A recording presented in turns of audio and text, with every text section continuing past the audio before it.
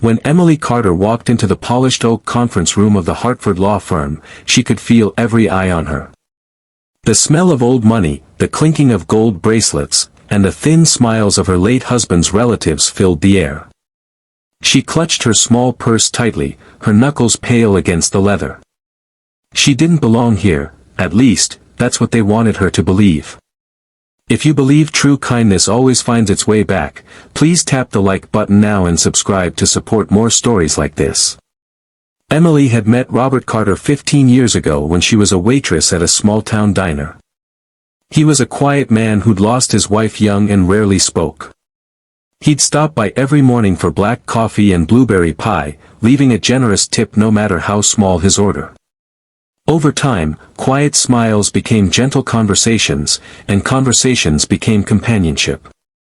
When they married, his family, old, well-connected, and proud, never forgave him for marrying the help. Now Robert was gone. And today, his family was here to claim what they believed was rightfully theirs. The lawyer cleared his throat, reading from the will. To my dear wife, Emily, the room went still. Emily could feel the tension sharpen like glass. I leave our home on Willow Street and the sum of, he paused, eyes flicking nervously toward her. $5,000. A few muffled laughs rippled around the room. Robert's sister, Diane, smirked. Well, looks like he left you just enough to buy another pie, dear. Her husband chuckled. Emily's face burned, but she said nothing. The rest of the will went on, trusts, properties, and business shares, all divided neatly among the family. By the end, she was invisible again, just the poor woman who had loved a man they thought she didn't deserve. But there was one final line. And lastly, the lawyer said, glancing again at Emily, to my wife Emily, I entrust the decision regarding the future of the Carter Foundation.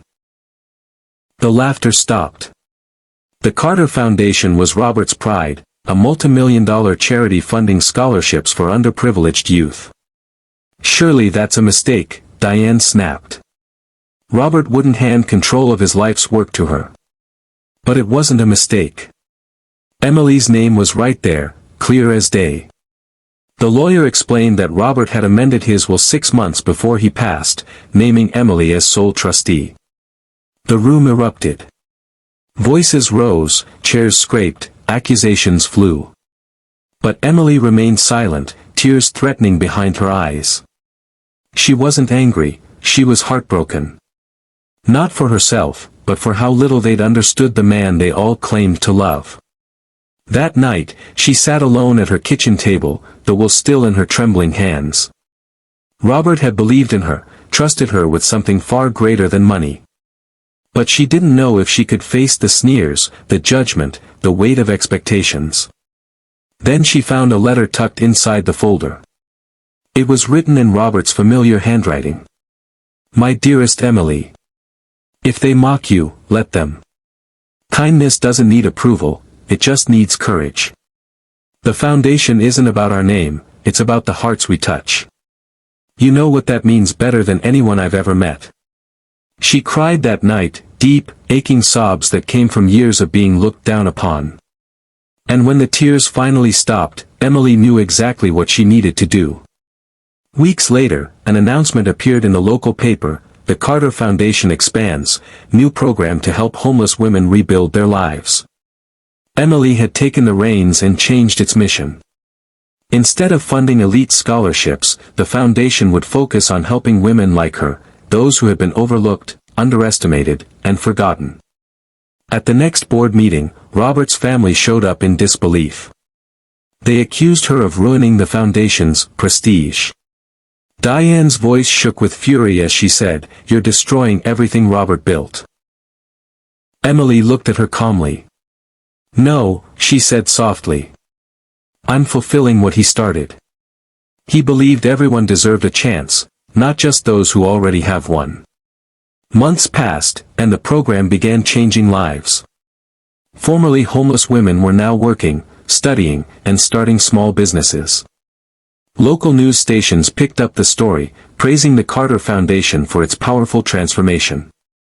Donations poured in from across the country. And when the foundation hosted its first annual gala, the very family that once mocked her stood in silence as one of the women, an ex-veteran named Lisa, took the stage and shared her story. She said that thanks to Emily, she now had a home, a job, and hope again. The audience rose in a standing ovation, tears glistening under the chandeliers. Emily didn't say much that night.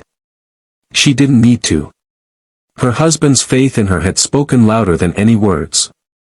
Before the event ended, she quietly placed Robert's letter in the foundation's display case, beneath a small plaque that read, "Kindness is the legacy that never fades." We'd love to hear your story. What is the most memorable act of unexpected kindness you have witnessed or received? Share it in the comments below. If this story touched your heart, please tap the like button, subscribe, and share it with someone who still believes in the power of kindness.